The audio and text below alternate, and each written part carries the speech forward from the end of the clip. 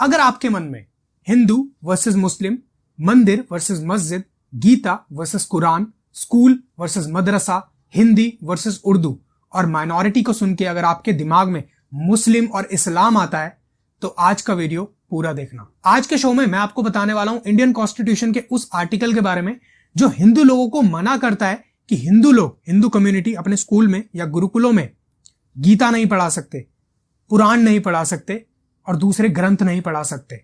लेकिन दूसरी तरफ एक आर्टिकल और है जो कहता है कि मुस्लिम लोग अपने मदरसों में जो उनका कुरान है और हदीस वगैरह है वो पढ़ा सकते हैं। आज इसके बारे में हम डिटेल में बात करेंगे। First of all I would like to say thanks to mister Salman Khan जिन्होंने भी रिसेंटली गाना लॉन्च किया है हिंदू मुस्लिम भाई भाई। अच्छा लगता है देख के कि इस दौर में जब हिंदू और मुस्लिम लोगों को आपस में लड़वाने की साजिश रची जा रही है, उस दौर में कुछ ऐसे भी लोग हैं जो हिंदू और मुस्लिम लोगों को आपस में जोड़ के रखना चाहते हैं, जो उनका बॉन्ड टूटने नहीं देना चाहते हैं। सो अब आते हैं वीडियो पे। आज की पूरी वीडियो डेडिकेटेड होने वाली है एक हैशटैग पे जो आज ट्विटर पे वायरल हो रहा था, जिस हैशटैग का नाम था आर्टिकल 30 हटाओ। अब गुस्सा तो मुझे तब आया कि जो लोग आर्टिकल 30 के बारे में जानते नहीं है, वो नहीं जानते माइनॉरिटीज क्या है, कौन है, जिनका लीगल पर्सपेक्टिव नहीं है, जो लीगल एप्टीट्यूड से कोसों दूर है, वो आर्टिकल 30 को हटाने की मांग कर रहे हैं। और उन चीजों से इन्फ्लुएंस होकर जब लोग देखते हैं कि इस तरह का हैशटैग ट्रेंड कर रहा है ट्विटर पे, तो वो लोग भी बिना सोचे समझे आके उस पर ट्वीट करते हैं हैशटैग पे, चाहे उनको उसके बारे में कुछ पता ना हो। और जिस इंसान को नॉलेज नहीं है, जो एकदम न्यूट्रल है, जो बीच में है, ना वो इस साइड है ना वो इस साइड है, वो जब इस तरह की ट्वीट्स पढ़ता है तो उसके दिमाग में भी वही सब घूमने लगती है। हाँ यार हिंदू, हाँ यार मुस्लिम, हिंदू मुस्लिम करना चाहिए। जो मुस्लिम है वो यार हिंदू के अगेंस्ट हो जाता है, जो हिंदू है वो मुस्लिम के अगेंस्ट हो जाता है। ये चीजें समझने वाली हैं थोड़ा, और आज हम डीपली इन चीजों को एक्सप्लोर करने वाले हैं। सबसे पहले हम बात करते हैं माइनॉरिटी कौन है।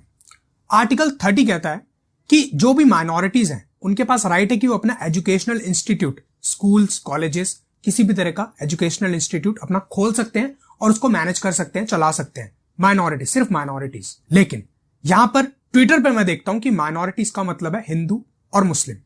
उनका क्रिश्चियन से कोई लेना देना नहीं है, उनका लैंग्वेज से कोई लेना देना नहीं है। तो माइनॉरिटी कौन है? आर्टिकल 30 कहता है, अगर आप पढ़ेंगे तो, ट्विटर नहीं, ट्वीट्स नहीं, अगर आप कॉन्स्टिट्यूशन पढ़ेंगे तो आर्टिकल 30 कहता है कि माइनॉरिटी में दो तरह के लोग आते हैं। पहला जो रिलीजियसली है, जैसे आपको पता है कि हमारे देश में माइनॉरिटीज है मुस्लिम, क्रिश्चियंस, ये रिलीजियस बेस पे है। दूसरा आता है लैंग्वेज के बेस पे। तो माइनॉरिटी को समझने के लिए हमें एक बेसिक सी चीज समझनी पड़ेगी कि माइनॉरिटी हम पूरे नेशनल लेवल पे देख रहे हैं या स्टेट लेवल पे देख रहे हैं। माइनॉरिटी का मतलब है 50% से जो लोग कम है वो माइनॉरिटी हो जाती है। अब हम बात करते हैं लैंग्वेज के बेस पे। अब अगर हम मराठी लैंग्वेज की बात करें तो ऑल ओवर इंडिया मराठी लोग जो मराठी बोलते हैं वो 50% से कम है, तो माइनॉरिटी हो गई अगर हम नेशन वाइड देखेंगे तो।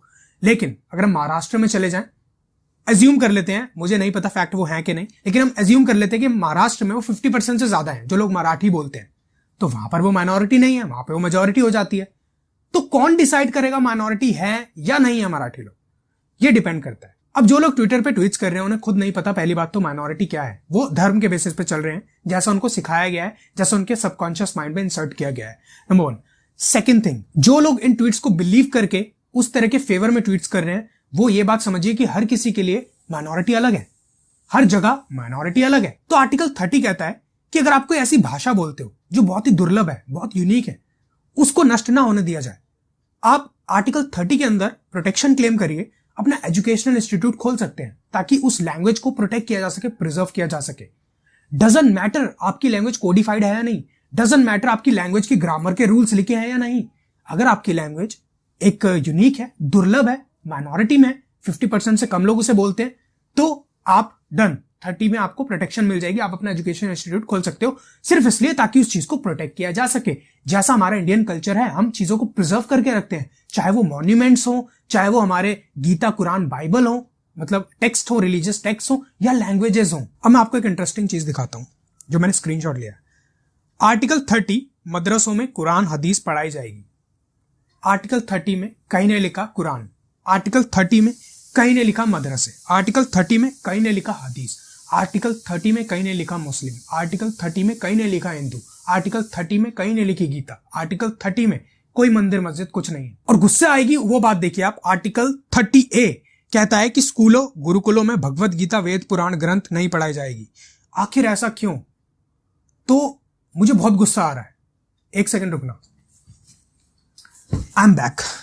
मेरे हाथ में है इंडियन कॉन्स्टिट्यूशन, और अब जो मैं आपको दिखाने वाला हूं उसे देख के आप खुद डिसाइड करना कि कौन सही और कौन गलत। मैं गलत तो मुझे बता देना, ठीक है। ये इंडियन कॉन्स्टिट्यूशन का इंडेक्स आर्टिकल 30 पे मैंने टिक किया हुआ है, ठीक है। आर्टिकल 30 के बाद आता है नीचे आर्टिकल 31, 31 के बाद आता है 31A, उसके बाद आता है 31B। आर्टिकल 30A नाम की कोई चीज है ही नहीं इंडियन कॉन्स्टिट्यूशन में। तो किस तरह का जहर घोला जा रहा है हमारे बीच, हिंदू और मुस्लिमों के बीच। आर्टिकल 30A, कहां गया वो पोस्ट, एक सेकेंड। आर्टिकल 30A जो कहता है स्कूलों गुरुकुलों में भगवत गीता, वेद ग्रंथ, पुराण नहीं पढ़ाई जाएगी। और ये पोस्ट बनाता कौन है? तो इस वीडियो के थ्रू जो मैं समझाना चाह रहा हूं वो समझिए कि हमेशा हिंदू वर्सेस मुस्लिम क्यों होता है, मुस्लिम वर्सेस क्रिश्चियन क्यों नहीं होता, हिंदू वर्सेस क्रिश्चियन क्यों नहीं होता, हमेशा हिंदू मुस्लिम क्यों होता है। और अगर आपके दिमाग में भी माइनॉरिटीज का नाम सुनते ही हिंदू मुस्लिम आता है, कुरान आती है, उर्दू आता है, मदरसा आता है, इस्लाम आता है, तो आपको इस्लामोफोबिया हो चुका है। एंड ट्रस्ट मी, ये असली फोबिया है। आप इसके बारे में इंटरनेट पर पढ़ सकते हैं।